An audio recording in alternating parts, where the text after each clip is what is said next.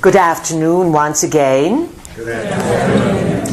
Already your horizons have expanded, and in general you are feeling, let's say, a little confused, some of you, and uncertain. That's all right. It's not an easy process to integrate all this information at once, especially here in the hot plate of Sedona. And we were going to advise you right now to use your dream state this evening to integrate what has occurred. This land here, the land of red rocks, has long been used for healing. Native peoples have come here. Giants was a favorite place of the southwestern giants. And you can utilize it as well for your own intentionality. There are vortices here. There's energy. There's hot spots. So before you go to sleep tonight, let's say, put up your secure aura and make an intention that you are going to integrate all that you learned today, and that while you are sleeping, we've done this before here, you are going to imagine that you are lying on a golden table, and that your personal guides and those that you trust from other lifetimes who operate with high intelligence and value and integrity, that they will work with you this evening on an energetic level, hands-on, as you lie on a golden table. And you can make your intentions before you sleep. You say golden table, and if you wake up tomorrow and say, oh pooey, I forgot to think of golden table, it's all right, it's in right now. Unless you cancel it. You can cancel it right now, but otherwise it's in. But it would be good if you reactivate it just before you fall asleep. Golden table, integrating all I'm learning and being worked on, taken to a higher level of understanding. And this is easy to do with a group. It is easy to do in Sedona, and we will be working with you along with others. Again, as we emphasized, there is urgency to get you all up to snuff and to understand your dependency on lights and buttons, and how important it is to straddle reality as if it's still the 50s or 60s. Slow down. Otherwise you will burn out your nervous system and you will become very ill. Jupiter, the bit of astrology here, until August is in the sign of Virgo. So you Virgos ideally are having a pretty good time. You Pisces are feeling relatively good. Jupiter's opposite your side. It's squaring the Geminis and the Sagittarius, who are under fire for other reasons. You are learning that astrology can be complicated, and you are learning that just with your sun signs alone things are going on, and then there's the entirety of the rest of who you are. So this is a good instruction for you. Most important, as we proceed now with answering questions and getting a dialogue with you, is we would like to address the issue that was brought up by the gentleman. What is his name? Was it Carl onto this side here? The prophecy question?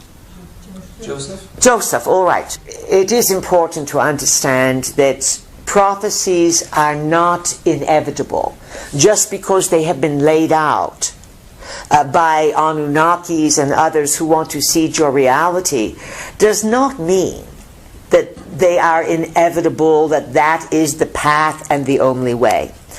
You are free to choose what you want to experience, but you must make that choice. If you become oblivious, or if you kowtow to the inevitability of the Lord's word and the prophet's word, then of course you are subjected to, you become a member of that particular clan of consciousness. But we are addressing the free thinkers. And your job for the next number of years you will find as you become more aware, is not just to manage you and who you are. You're going to hear things about what's happening in the world, about more war, and proclamations. And people for the last few months have been saying, is this World War III? Have we started? It started. No, it hasn't. There's a fever out there, a war fever, that wants to fulfill itself, yet does not have to. This is the point we want to make. Prophecies are like saying, hey, there's junk in the road up ahead, steer around it if you don't want to hit it. You understand this? Part of your job will be to cancel storms, to de-energize weather changes and earth changes. When you hear there's tornadoes in another part of the U.S., you may have to take a minute to send energy, speak to the tornadoes, calm them down, lift them up. You are going to be doing more work in managing reality, Saturn, and creating by intention, but without manipulating others to get what you want. This is the power of the mind. And you cannot use the mind to combat. You can use the mind to calm. And some of the weather elements are very upset. They are conscious beings as well, because they are being manipulated. You were talking about Joseph in our vehicle sharing the same birthday with Nikola Tesla. Mr. Tesla, of course, was a small giant. He stood at 6'6", Serb. And then he would wear 12-inch high shoes to prevent him from getting electrocuted. And he always said that ETs gave him his info. People thought that was so outrageous.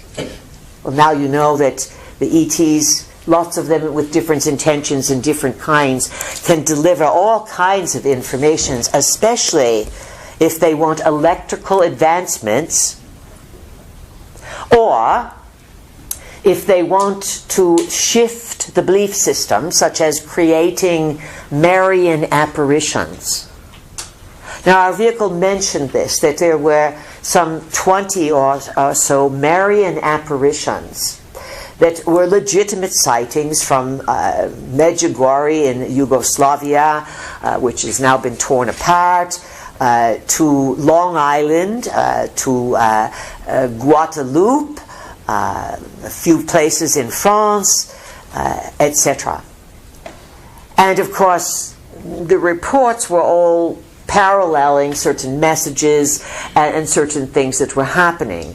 And at first it was said only the children could see this. And then there was weather changes, and the sun would move in the sky. And of course everyone fell to the knees. And Mary's main message, which was interesting, in the early years, was pray. Pray, pray for peace. Prayer is the same word for intention. The Anunnaki say, pray to us. But this Mary, Ninmah perhaps, said pray. Pray for peace. It's the power of I'm going to have a zippity-doo-dah-day. There's no difference. And so we would say that these apparitions were sent at times to primitivos. We are not insulting you, but there's people who know very little. And they see something in the sky and they have to get down and worship it. This has been going on for hundreds of thousands of years. Ideally, if something manifests from the sky in front of any of you, you're not going to drop to your knees. Think about that. Nonetheless, in the later years, the apparition, the Long Island Bayside Mary, would come in and say, there's evil in the church. Leave the church. What kind of Mary is that? But you see, if you understand that this apparition, it is not really Mary, it is technology. It is technology, Anunnaki technology, holograms. that sometimes had holes in them or they weren't quite all there. And the holograms were sent to stabilize people, control them, and you understand that if there are two warring sides to the Anunnakis, the warring families, they can both use the same technology to confuse and trick people. I'll get Mary to support my side. No, I'll get the Mary apparition to support my side. And the humans are totally confused. And then they end up worshipping a Coke can. You've heard that story, yes? A Coke bottle. They end up worshipping something and become in awe of something. This is just technologies. This is what you're up against, only it's going to be way bigger than Marian apparitions. It's going to be some big stuff, because there are those who want to fulfill some of these prophecies, and they will do what they can to confuse you and to keep you from figuring things out. Very important to remember that. Let's see if there's anything else that's really important to remind you of. All right, we're going to proceed with sharing, discussion, getting to know you. Please ask reasonable, sensible questions, not because you want to know, but imagine, does everyone else in the room need to know what you are asking about? And just to tie up an end of a question, there was a reference to the dolphins and whales. We'll say this too. Saturn and Neptune is going to bring, squaring Neptune, is going to bring a tremendous loss of life. It will become very evident to people all over the world. Loss of life in the Neptunian realms, Enki's realms, the oceans. It's not just Fukushima. There are underground battles that are occurring. There are many underground bases and waterways around the world, from Lake Titicaca to in Bolivia and Peru, to Lake Baikal in Siberia, to sightings from the Great Lakes to off the entire coast of West Coast USA, Hawaii, everywhere. It's everywhere. And there's underground battles that take place with very high-level advanced naval technologies of the world. Human people are part of this, and then they are thrown to the wolves afterwards so that they forget and have no idea what they were part of. There's a lot of damage coming. It could be floodings. You could be, some people are speculating, that the rising of waters that has been reported is a prelude perhaps to the Noah era. It's not that the caps are going to slip, that the firmament is going to fall and flood your earth. We do not see this. But we see coastal regions all over the world in the next few years undergo shocking, sudden, surprising, can't function any longer, too close to the coast. And this is going to be an issue. A death in the water. Of course, the dolphins and whales do carry a certain highly evolved code. They are stabilizers of the ocean waters, Enki's territory. Enki is command of water, command of earth. Ea, as he is known, earth is named after him, E-A-T-H-A-T-H.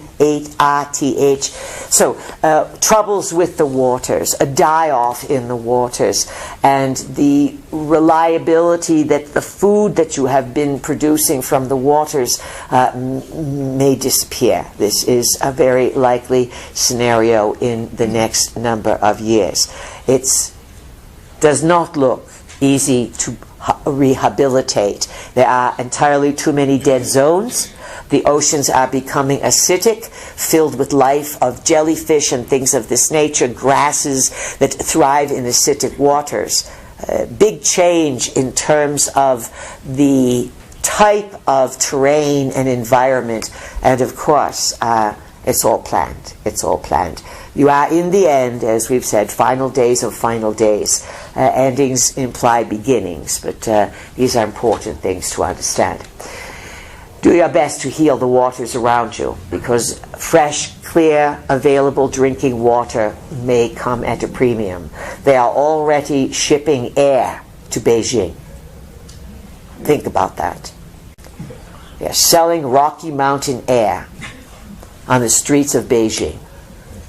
Quite inventive, yes? You're looking for a business, perhaps? We are teasing you. All right, let's spin those beanie wheelers. Let's get smart. Let's get really clear. These are recordings. Let's impress everyone with the kind of subjects, the kind of people you are, what you and everyone needs to know to have peace, to be fearless, but to be reasonably logic and grounded. Who would like to begin this afternoon's discussion? I have a question. That was quick on the draw. You are? This is Carl. Carl, all right, welcome. Thank you for being here.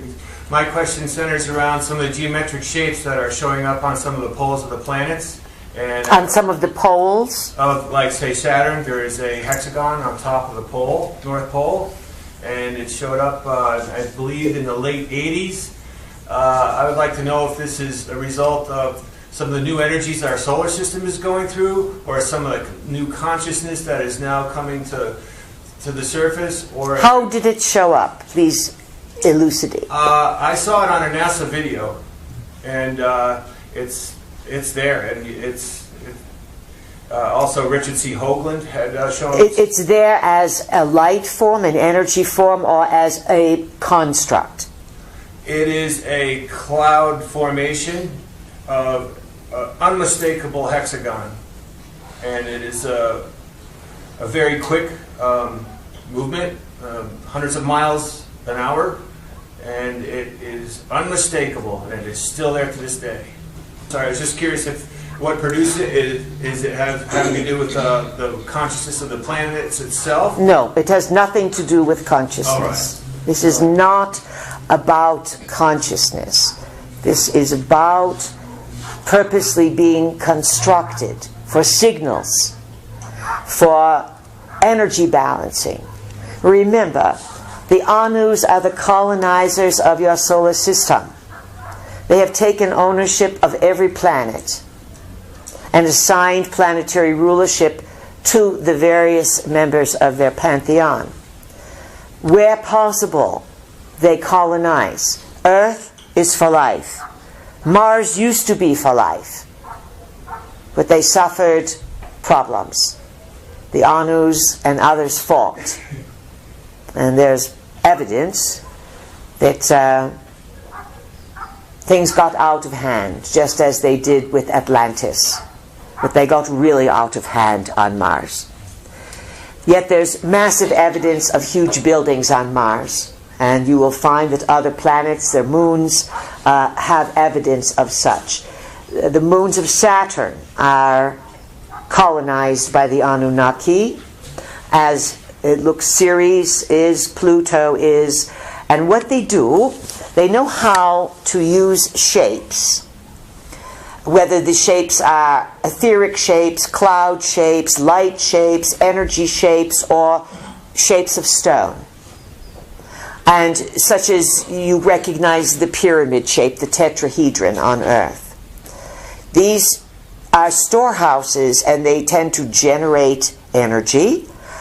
They know how to blend energy and stones and the cosmic radiation. The shapes, any kind of geometric shapes, manage the flow of energy.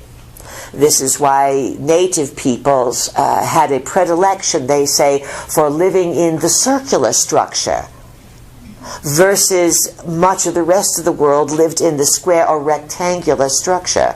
There's plenty of evidence that indicates that geometric shapes, configurations affect consciousness. And we would say that the Anus are looking to reclaim stability and follow through on big projects in your solar system. And they are using as many planets as they can to mark their territory. That's a very simple way of saying it. Who else has a question? Pleiadians, hello. Hello. You are? David. David, welcome. What's your question? I heard today that there's great problems in the Anu world. Yes, there are. Pardon? There are. 25 years ago, the probability was very high that Lizzie would show up to the planet, present himself as God, and the rest of the world would say, yes, this is God. Has that probability changed? Where did that probability come from? Us, I guess. We are not clear on what you are asking at all. Well, it was disturbing that a Lizzie would actually show up in the flesh. A Lizzie, you're talking about reptilian beings? Yeah. How about being really clear so everyone understands what you are saying? A new lizard being would show up in physical form as God and tell us how he created all of us. And then the rest of us would fall down and worship him as God. And so you are asking... What's the probability of that happening now? Maybe it's decreased. The Anus have been in conflict, of course, about their plans. And as you understand their time sequence, they may take 50 years to pull things off, which is just a few days to them. You follow? 15 years is a day and a half. So 50 years is not long, but you could be long gone by the time they fulfill some of their agendas. What we can say is that by 2027, it appears that the systems that you have been a part of are completely poofed. That there will be depopulation, conflicts, perhaps governmental overthrows, perhaps so much turmoil that it's difficult to see at this point how the props will come out. We believe that you are asking, would Anu return or Enki return in reptilian form to say, I am the creator God you have been praying to? Is that what you are asking? Yes, it is. All right, took us a while to get that out there. It's probable, yes, it's probable. It's probable. Would you be prepared for it? No, not at all. It's not something that the human mind is presently capable of accepting. This is why our vehicle quoted George Bush #1 when he said, someone asked him, are you going to tell us the truth about UFOs? And he said, the people of Earth are not ready for it. That's a big indication. Now, in terms of reptilian energy, the big honcho, the big in charge being that all people worship and turn to for thousands of years in China was the dragon. All over the Far East, it is the reptiles and the dragons. The dragon is how it is appeared, the dragon. Look today at how many people, men and women, have begun to cover their body with what you call paintings, permanent paintings, that have a sort of a reptilian feel to them. Some of them literally have scale-like images implied. There is definitely a raising of this serpent reptilian awareness. The gods of South America, Anunnaki, of course, one of the sons of Enki of Africa, Enki's son Ningishzida, was sent with his giants, his team of miners, that they were later called the Olmecs, but they came into the Toltec region of the Americas, and they began to cultivate civilizations, build ports, but they were mining for gold. They were definitely mining. And they are still interested in gold. And there are countries today, Russia, China, India, who have made very big pronouncements about how much gold they have in their vaults. Recently, the state of Texas withdrew $1 billion worth of gold bullion from the Federal Reserve. The Feds don't like Texas. Not at all. Texas and a few other places are ready to do splitsky. This is happening all over the world, and those in the know are recognizing that gold not only is going to be the new dollar standard, it's going to be a return to Anunnaki type of a value system, but the Anunnakis are going to honor the countries who have the most gold. All over India, it is all about serpents, reptiles, and women with many arms, and humans with elephant heads. And what do you think all this is? Enlil's daughter, Inanna, sometimes called Ishtar, it was actually his granddaughter. And she would be the great-granddaughter of Anu. But when he visited, he had what you call Congress with her. And she became a favorite of her great-grandfather Anu, and he gave her the Indus Valley. Today you call that Pakistan. Seems to us there's all kinds of problems there as well. And she owned India. And if you look at the Hindu culture and the various caste systems, and you look at the genetic engineering, she appealed to her uncle, Enki, who had his laboratories in East Africa, and they started again to experiment. Is it likely that one of those reptilian gods will appear in reptilian form because of the age shift and change? Likely, but it could be not in your lifetime, because for them it's a few days or weeks. For you, it may be decades. However, we will say that you are going to be confronted sooner rather than later with the worldwide recognition that there are craft in the skies. And there's going to be a lot of confusion and false stories put out, and then it could be that a false war is started as if UFOs, bad UFOs, are attacking you. And then, the saviors come. But it is staged. Do you follow this? Mm-hmm. Because in some way, some of these Anunnakis know that it's time to have revelation. And they can do things.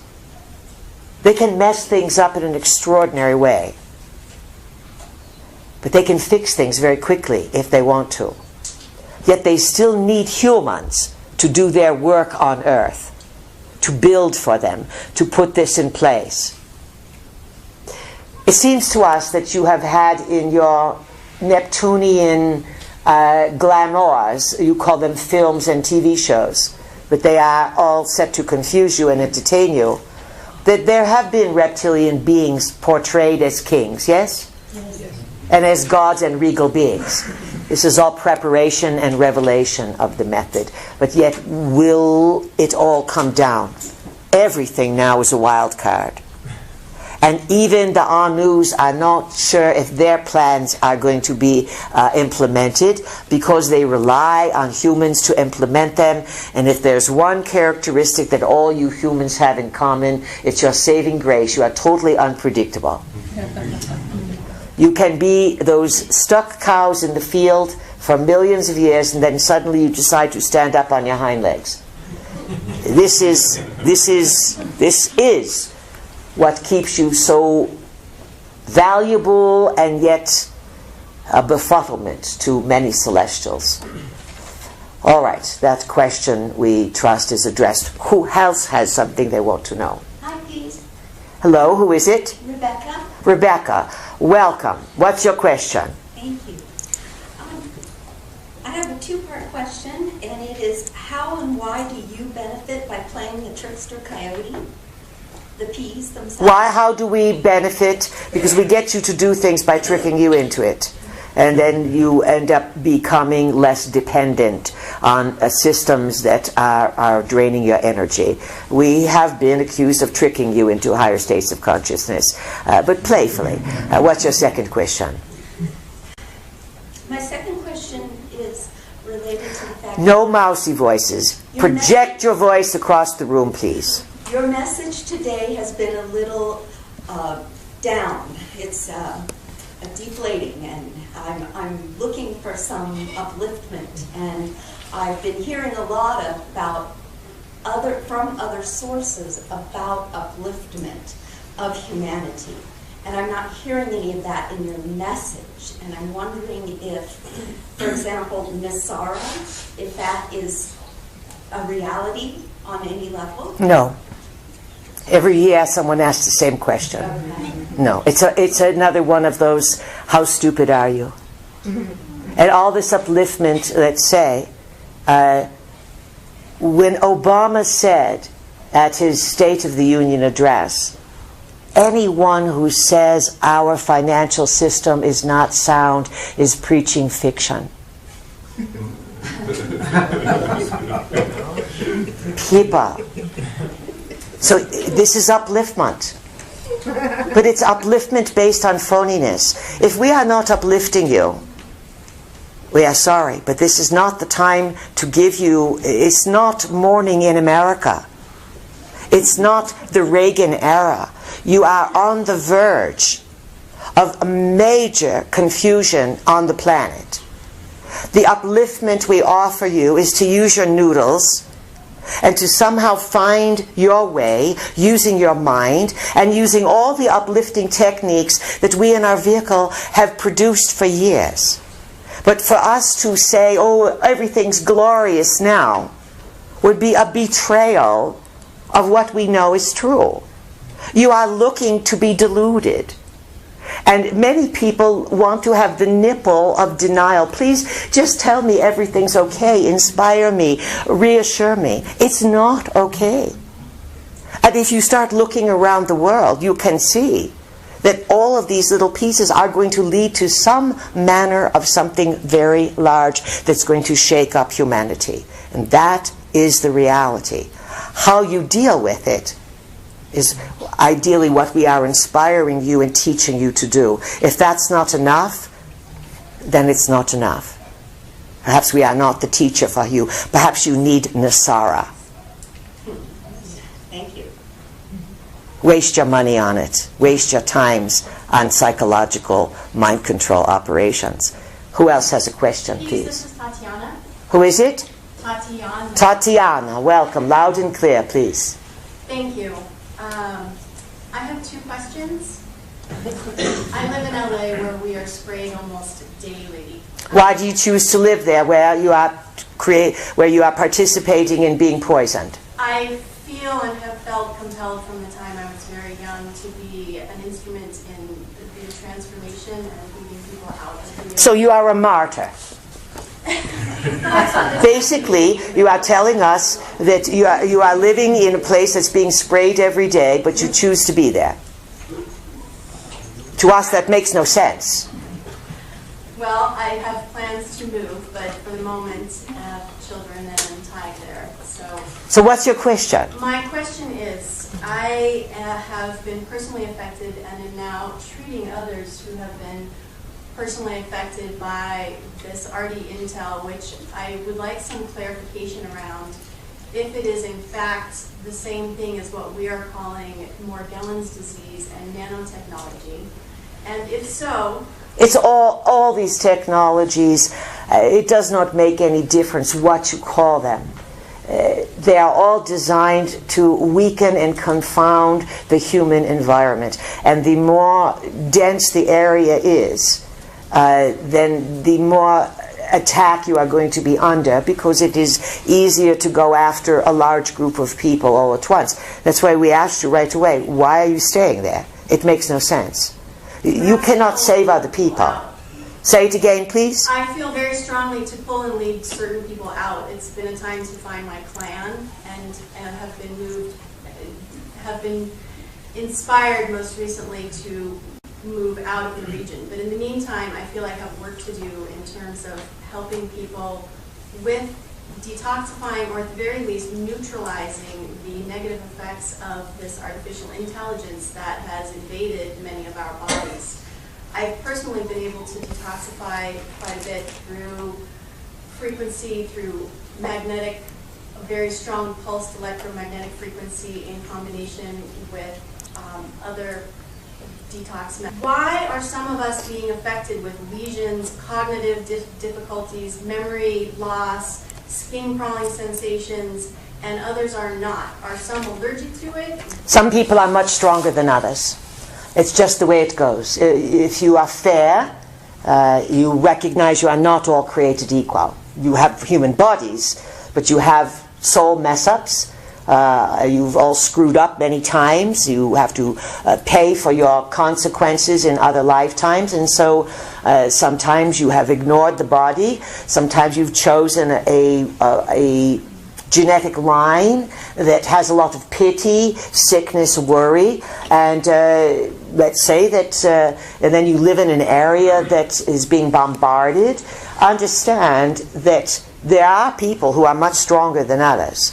And when you become very, very ill, the highest evolution of that illness is, of course, to become a healer, to turn that illness around into positive purpose, and then to help educate others. But, for example, if you say, I'm standing close to the fire and I'm getting burned, and I've learned to teach people to move back from the fire, but I still stand there to get burned. Hello? Well, I'm not getting burned anymore, but I'm curious why other people are not being healed by the same methods that healed me, and what are practical... It has to do, of course, with your beliefs about your physical body, the strength of your immune system, and let's say some of this strangeness, especially artificial intelligence, these kinds of things, some of it is left over, being re-stimulated from what you call Atlantean times. Some of it, we're going to be neutral here, some people are targeted specifically because of family affiliations. If you have family members who are military, medical, university medical, or government agencies, even if you are related by distance, experimentation often occurs along those branches. And over eons, the ETs will target certain bloodlines, family lines. This is why some people can have multi-generational, what you call abduction or snatching experiments. Certain DNA is watched. We would say on a higher level, the reason you created, it serves a purpose for you, but also you are part of an experiment. We'll leave it at that. Who else has a question, please? Hi, please. Hello. You are? My name is Guy. Guy, welcome. You are a real guy. All right, go for it. Well, there's the two factions of the Anunnaki. There are two factions, well, two main factions, and they split into all manner of factions. It seems like the Enki's faction is a little of the lesser of two evils. Maybe he's helping us a little bit. Enki's, he's saying Enki's line perhaps may be less, what did you say? Lesser of the two evils. The lesser of the two evils. And so You mean Hillary or Trump? That kind of Actually, we call him the trumpet, and she is Shrillery. And that sums them up. You understand? We are good at naming. All right. So to kind of get to the essence of the difference between Enlil and Enki. yes, the They difference. have different mothers. Yes, they have Very different. little that I could find about Ki. Yes. Enki's mother, and maybe you could tell. She's us a the little bit about consort. what kind of being she was, and if she was different from Antu. She came first. You know, she was a love of Anu, Ki, and of course the official name of Earth is Ki. According to the Anunnaki listings of the planets, they have various names for them. We believe Mars may be Lamu or some such. Earth used to be Tiamat, but then it became Ki. And then when Enki, or Ea as he was known, was sent here, he was a favorite, a genius. He is of the reptilian line. He does not attempt to hide it. He is the serpent in the Garden of Eden. He is the reptilian dragon. His family line, he has the son Marduk, and this is where the problems come in. Marduk is his son born on Nibiru. So Marduk's grandmother was Ki, and Ki adored Marduk, as Ki adored Anu and her son Ea. Then there was the necessity of the heir, and Anu had congress with his half-sister, which would be his official partner on the throne. And in this pantheon of beings, the consort, just as you have a king and he has his harem and he will have 1,000 wives and hundreds of children, he will pick his favorites. They are not legitimate heirs, but they carry out the work of the realm. It is only the heir that can inherit the throne, and the heir must have the proper DNA, whether on earth or in the heavens. The heir must have the proper DNA. This is why on earth, the matings that you are told happen are not exactly what happens. In other words, not everyone is the father of who they say they are the father of. The mother can't hide it, but the father's paternity can be deeply hidden. This was part of Princess Diana's trauma. We'll leave it at that. Now, Enki, of course, Antu was the half-sister of Anu. Anu was, he had to depose someone else. He is very aggressive. He wants to create empire. He knows the more children he has, and the more he separates them, the greater his control over empire will be. So he sends 3 premier ones to Earth, each of them with a different mother. And of course, the records here were not made by Anu. They were made by Enki and Enlil and the other Anunnakis, and they were dictated to scribes. And so they told the story that they wanted you to translate because they knew, with their help and their prophecies and their dimensional watchers and guardians, that they would develop you through the flood era, the post-diluvial era. That would be the major flood that happened 11,000 BC, or about 13,000 years ago. The age of Leo, opposite where you are now entering the age of Aquarius. Half a great year. And civilization had to be rehabilitated. It was a long, difficult haul. And it was during this time that the records were left and set. And so they could hide a lot of things. They could hide a lot of their mistakes. It was said that the flood came along to wipe out all that was not functioning. And that all that was left was Noah. And you know, many people, as we said earlier, feel that this potentiality of this sort of grand cataclysmic imprint can return again. We would say not in that capacity, but you are crossing a big threshold. And this is why you're incarnated. And you're not incarnated to escape. You are here to hear the tough story. And we're going to tell you the truth. We're not going to pad it for you. So, the Anunnaki obscure their own records because they want you to have a certain picture of them. And because they are very good about timing, and they have set up your timing mechanisms, and they understand cosmic influences and times of acceleration, they basically have been rehabilitating Earth, preparing for big changes.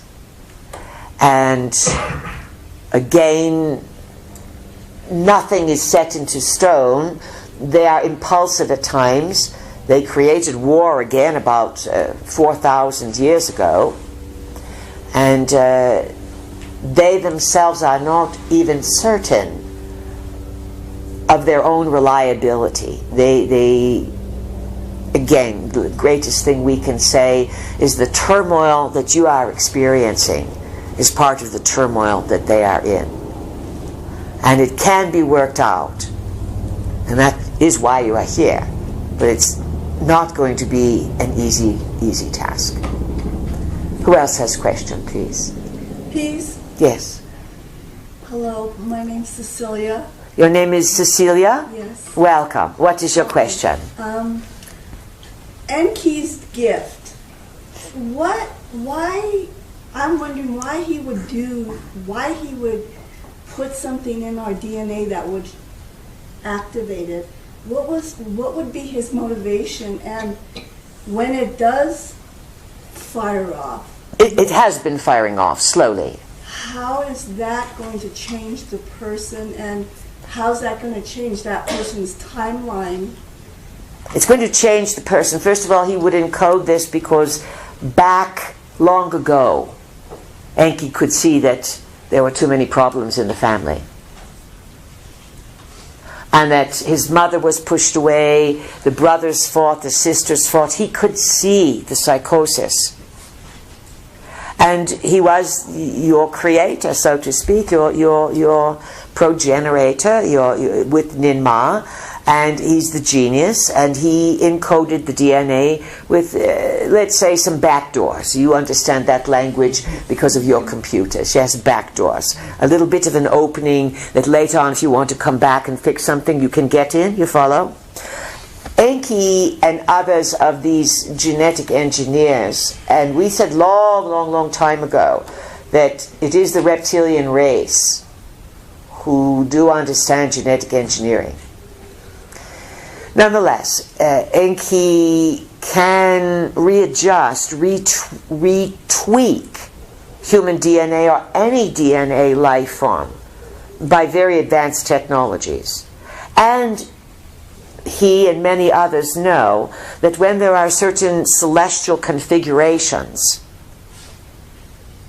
this is what time and calendars are based on, that things get set off. And Enki's gift, or the awakening of humankind, the purpose is to understand the dilemma of the Anunnaki story, which is your story, your dilemma. You are acting out their psychoses. You are confused as they are. And there's a potential to turn it all around. There's a grand potential to use these powers for goodness. Just as there's no shortage of money in the world. Yet the criminals that are running all the political systems, recently it was said that we believe at one of those Davros meetings, when the criminals get together, the world movers and shakers, sometime in 2016, 1% of the people will reach the magical number. They will own 50% of the world's wealth. Right now there are 2 billion people, 3 billion people, 4 billion people, some such, that live on $2 a day. There's plenty of money in the world. And you have people say, we're going to redistribute it. You can't get things for free. You give people things for free, they get lazier and lazier and lazier. But you are under misconceptions of reality, and your systems need to crash because they are unfair.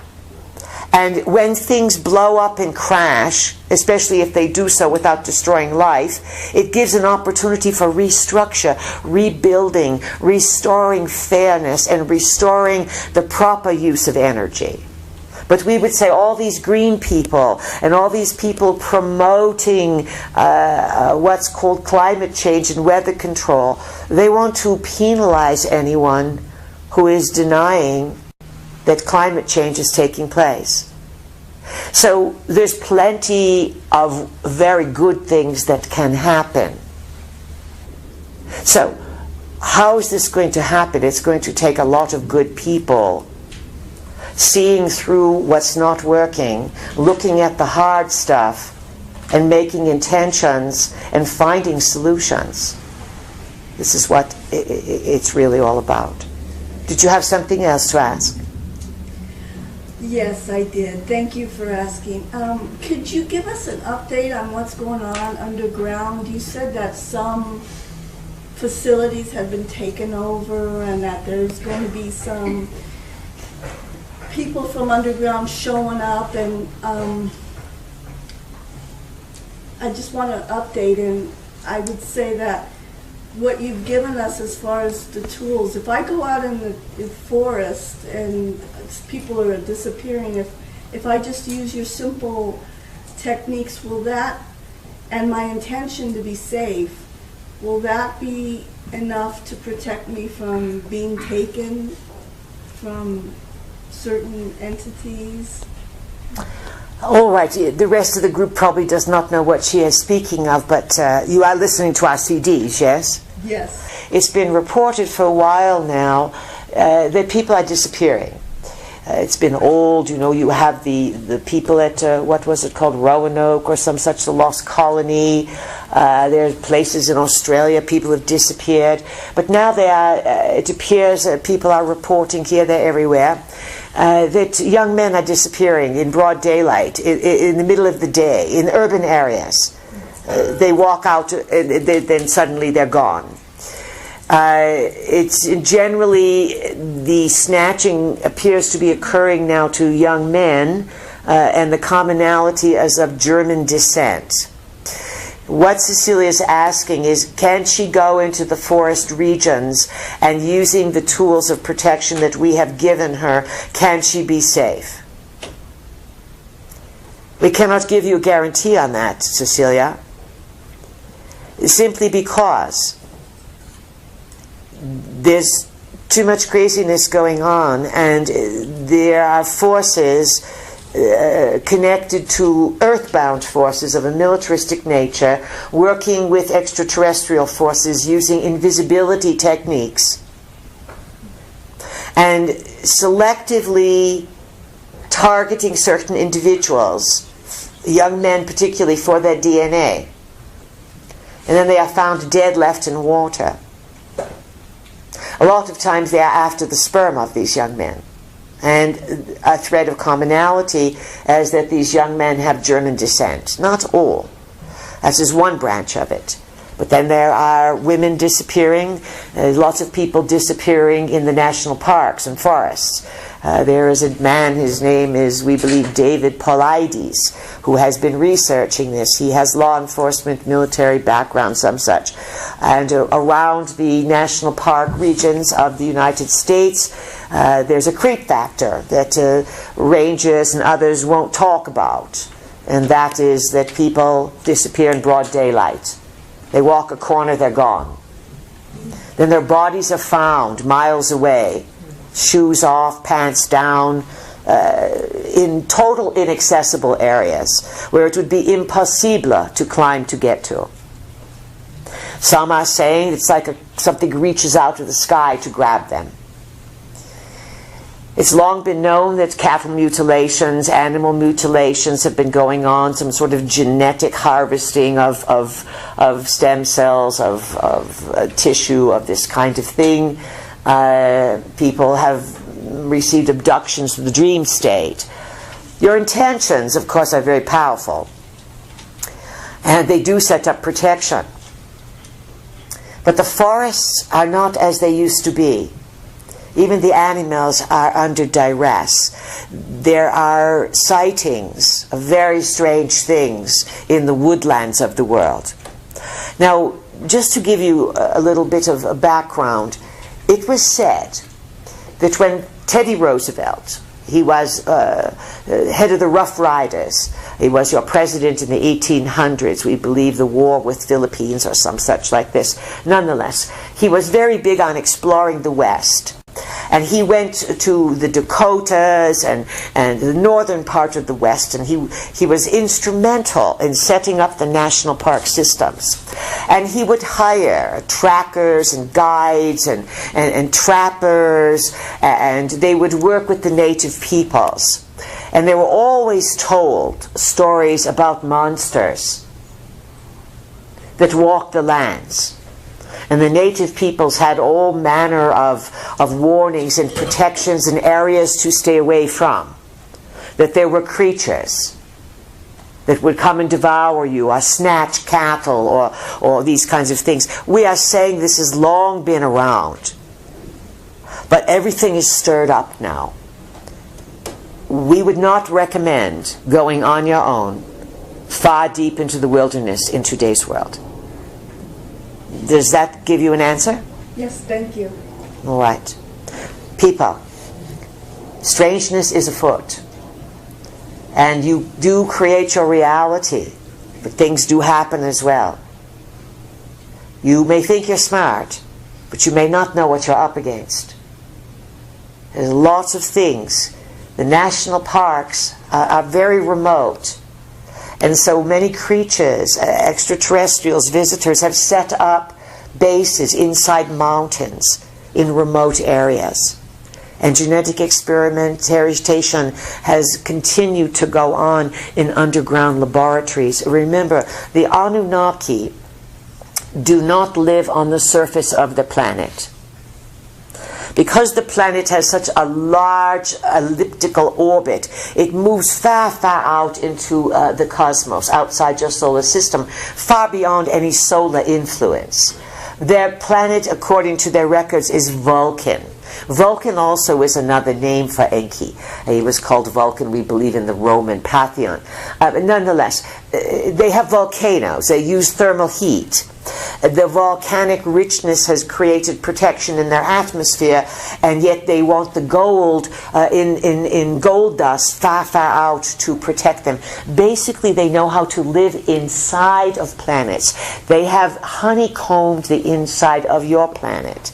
It is filled with underground cities, bases, tunnel systems from long, long ago. That's what the wars are about, to go back and claim the territory and the openings. And since the early 1980s, in the USA and other places around the world, Russia and China have just recently jumped on. Massive underground construction is taking place. Massive. This is the big secret project today, to become an engineer who knows how to be a tunneling mining expert. This also was Mr. Ahmadinejad from, what was it? Iran. Yes, Iran. Persia. Questions? Peace. Over here, please, yes? Hi, yes, this is Pulse. Who is it? Pulse. Pulse? Heartbeat, Pulse, yeah. Loud and clear. What's your question? My question is Welcome. in regards to the body. The body. In regards to the body, earlier your vehicle was talking about the importance of water and minerals and sleep. And I'm curious about the importance or the relevance of fasting and what that does to regenerate the cells. I've explored practices that in the Ayurvedic and in the Chinese tradition of Bigu, where they use Qigong and other meditative methods while being in nature to wean off of food entirely in a way that their body is able to self-regenerate. I'm curious if the body is moving in that direction. No. Okay. It's too fanatical. We've had people to say, can I live on the sunlight, staring at the sunlight? Can I be a breatharian? Can I fast? Fasting is very good, especially intermittent fasting. It allows the body to rest. You have been conditioned to eat, and you get fatter and fatter and fatter because you don't run around and use the body anymore. It would be a good idea to, let's say once in a while, have a day, a month, where you have liquids. Or you say, I'm just going to have for a week, I'm going to have liquids in the morning, I'm just going to have a meal later in the day. Don't get fanatical. There are all manner of crazy ideas today that are trendy and cool, and most of them are too out of balance. Look for moderation, look for sensibility, recognize everyone's body is different, and do not intend to be some sort of idealized figure. Feel good in your body. Do not be afraid of food. Love food. Cook food. Eat reasonably, fast reasonably, rest reasonably, and don't jump on any trendy bandwagons. Does that make sense? Yes, thank you. Good. You're not going to live without food. You are not going to live without air, or on air, and you're not going to live on sunlight. You are creatures, and accept your creaturehood. If you skip food for your animals, what's going to happen? They're going to look at you. Why are you being so mean? You want to clean your body? Give it a rest. Don't stuff it with so much stuff. Have a watermelon day. That's very good. Get some good watermelon that's not been sprayed. Treat yourself to a flush out. Do some good drinks, make juices. But be reasonable. Don't get fanatical, please. And enjoy life. Have a glass of wine. Have that cup of coffee now and again. Have that ice cream cone. But not every day or 5 times a day. You follow? You are here for a bite of pizza. You are here for good sex. You are here for fantastic sunsets. You are here to love, to have fun. And there's a lot of lots of people who want to make money on you on the internet. Click on this fast fix. Click on this. You'll lose 50 pounds in 5 minutes. You'll do this. You'll feel 1,000 times better. You're being scammed. It's a racket. Demonstrate to us people that you are flooded with common sense, reason and logic and common sense. Demonstrate it, please. Who has a brilliant question? Is it brilliant? Almost. That's a quick save. We have to give it to you.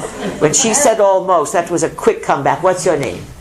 My name is Athena. Athena, all right. Go for it, Athena. Thank you. What's your almost brilliant question? It could be brilliant.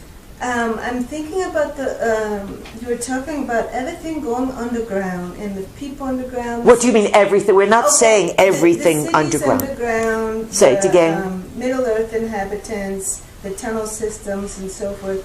And so this brings me to fracking and opening the ground. And is this also another... It's being used as a cover to flood the interior regions with toxic chemicals in the name of fracking, which has no validation in today's market. The frackers, it's a good question there. We'll give you this almost brilliant on it. The frackers, of course, need, just as the Saudis and many others, the Russians, the Venezuelans, they need oil to be at least $100 a barrel. Oil got down, we said if it goes below 40, it's the end. And it got down to, what, 27, 25. There's no economic logic to carrying out fracking. The banks are these oil loans are being called in now. And of course, all the companies didn't make any money. So the next bust is the oil loans. And this is going to destroy you massively. The banks are going to all crash because they lent out, the U.S. banks, way too much money to this fracking business, and you're not getting anything out of it. But you see, what they used to do is go down and do underground nuclear testing. How many times did you hear that? We're going to underground testing, underground testing. How many nukes do you have to let off underground? That's a cover, and has been from the 50s, 60s onward, for bombarding various nests and areas of inner earth habitation. The inside of the earth is massive. Some areas, of course, are more habitable than others. The Anunnaki, because they live inside their own planet and without sunlight, as you know it, they have ways of generating food and growing things in an environment without sunlight. There have been whistleblowers who have taken pictures of the tunnel systems that the military has built, and they are massive. Some of these tunnel systems, you could line up 20 what you call those big trucks that are on the highways. Semis. Good collection there. You could line up 20 of these semis, nose to tail. These are how wide some of the systems are inside the earth.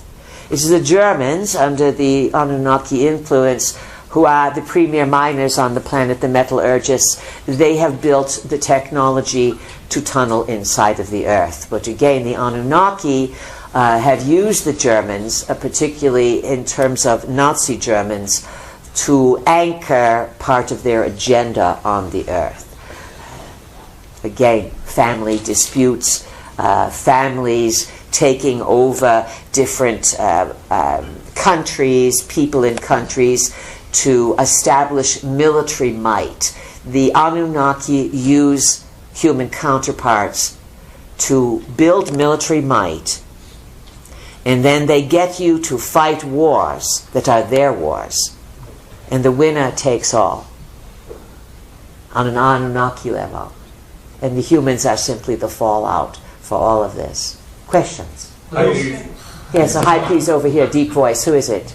This is Hashem. Hashem, welcome. Thank you for being here. Our pleasure. Thank you for being here.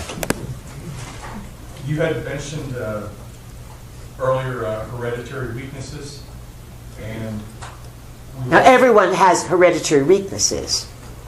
Are you activating them? Well, my question was, we've also been told that we create our own reality. So I think my question is, could you help me understand why would we create a reality where we're coming into a body that has certain hereditary or genetic illnesses or weaknesses, or for instance children that are born with certain health issues? Excellent question. And if those can be healed or changed. And your name again? I'm Hashem. Hashem, all right. Often when a young person is at birth congenital, that means in the womb, or in their first 7 to 12 years, they take on a major illness. This is most often a karmic situation, a sort of, I did this, therefore I will take this on to rectify the situation or to restore balance. When it's young children, it effectively brings the family together or separates them, and with the young children it's always a heart chakra issue of how much compassion the parents and the family will move into with an ill child. It totally changes the direction that the family would move in when a young child is affected with a disease. And of course, technically, perhaps mother or father were exposed to something, carcinogens. There's always a physical component to as a contributing factor that would, on a physical level, create a tweaking or a damaging in the chromosomes. And then why would a person incarnate into that body?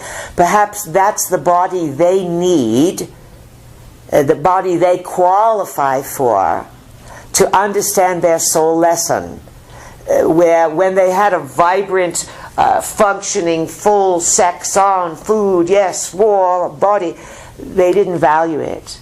Or perhaps they created a lot of harm for others. And sometimes warriors, killers, big killers, they carry those wounds forward with them, those who are wounded in battle. Sometimes a person is killed or dies in a very traumatic way. The soul remembers the trauma, and the trauma is meant to sear the soul so that the person gets the lesson. Then the person may be born with birthmarks, or what you call birth defects, that would be sometimes a carryover from the soul's memory, so that it would remember the lesson. Yet you get in the body, and the challenge is, wow, you forget everything. And by the time you grow up, you forgot why you came in. And when you are little and you say to your mother, you know, I knew you before, or I was your mother, or I did this or that, people think it's cute, but some people are very frightened of it. And if you are in the wrong family, they say you are the devil. You must be possessed and taken over if you remember past lives. So there's always a connection, there's always a reason. Today, unfortunately, we would say too many mothers and fathers are far too careless in the cultivation and the treasuring of their egg and their sperm. Why? Because you can't see it. It's something you can't see. And women are Wi-Fiing themselves, microwaving themselves. Wi-Fi, you call it Wi-Fi, we call it Wi-Fi or we-fry. Actually, it's you-fry. And you are frying, there's no doubt about it. All the denial in the world, all the protection in the world, your tinfoil will help you, but you are living in an exceptionally toxic environment. Now, can this be healed? Let's say that if you look around, sometimes there's stories, inspiring stories, about people who are born with defects, we'll call them, or challenges, or handicaps is the word. And they excel to extraordinary levels. And this is remarkable, the will within the human spirit to overcome things that were carried forward, and not to be ashamed or to be depressed or to kill yourself because you are not complete, but to rise above it. And you are seeing this, and you have seen this demonstrated in many, many people. But today, the environment is making it difficult for people to enter with clarity. This is why there's so much autism. It's all over the world. In the United States, not long ago, it was 1 in hundreds. Now, with young boys, it's 1 in less than 50. And of course, young boys are being targeted because who would overthrow the government? Men, it is usually men. Nonetheless, men are being targeted. Women are being confounded and being encouraged to turn into men. Women, you'll never be men, and men, you're never going to be women. No matter what the Kardashian family wants to sell you. They are deeply immersed in mind control themselves, and they make no decisions on their own. They are an example of puppetry to confuse the masses. Now, each to their own karma, each to their own clarity. Can things be healed? They can be improved, and you can lead with illness a quality of life. There is a book we have recommended, and our friend Connie brought it to our attention, and we have put it in our newsletter, the Pleiadian Times. It is the book you want in your library. And it is called the Dictionary, the Complete Dictionary of Ailments and Diseases. And the subtitle is something like How Our Emotions are at the source of all of our illness. And it is by a man named Jacques, in the French tradition, Martel, we believe, and it is in English but written by a French Canadian. You have to go to Amazon.ca to get it. They do not have it in USA. This book will liberate all of you on whether you have hearing issues, eye issues, whatever it is. You look it up and you can see what the emotional or soul story is behind it. Knowing the story, you can shift the energy, accept responsibility, and love yourself.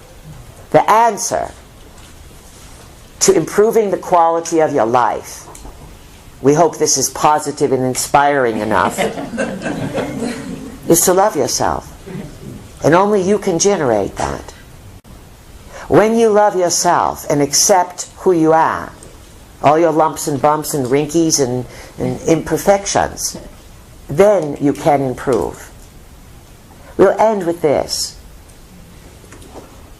At the same time things are collapsing and degrading, all that needs to collapse will collapse. But brilliance is arising here and there. And there are those who have good hearts and complete integrity. And it is their desire to help to make humans whole again. To take you out of the fear of operations and poisonings, and to restore the body into wellness with new techniques. Not just stem cells and medical experimentation, but new ways of understanding the technologies of sound, light, and other advancements, frequencies. You're on the cusp of massively improving and enhancing quality of life for those who can understand it. At the same time, you're going to witness denial, sickness, depopulation, and you will see many people. You'll say to them, you know, if you take this, this can improve your life. No, my doctor would not permit it. I'm going to have a head transplant. Thank you for laughing. Thank you for laughing. And we don't mean to make fun of it, but you get the point here. And this is what's going to be difficult. Some see the solutions, and others will say, no. This is the most challenging part of finding clarity, finding freedom, and living without fear, is to want to help others, and they are not interested. Remember, you are not prophets. You are people. But you are here to do a big job. Do your best to switch your computer on by loving yourself. Your job is to have fun. Did you hear that? To have fun. And Seth used to say, if it's not fun, stop doing it. That'll help you out tremendously. But your job is also to improve your life to such a degree that you end up becoming smarter, wiser, and a stabilizer for those that you love. They will eventually figure it out. But you show the way and demonstrate it. We've had a good day. Remember the golden table tonight. We'll see you in the morning. Pleasant dreams, pleasant journeys. Good evening. Thank you.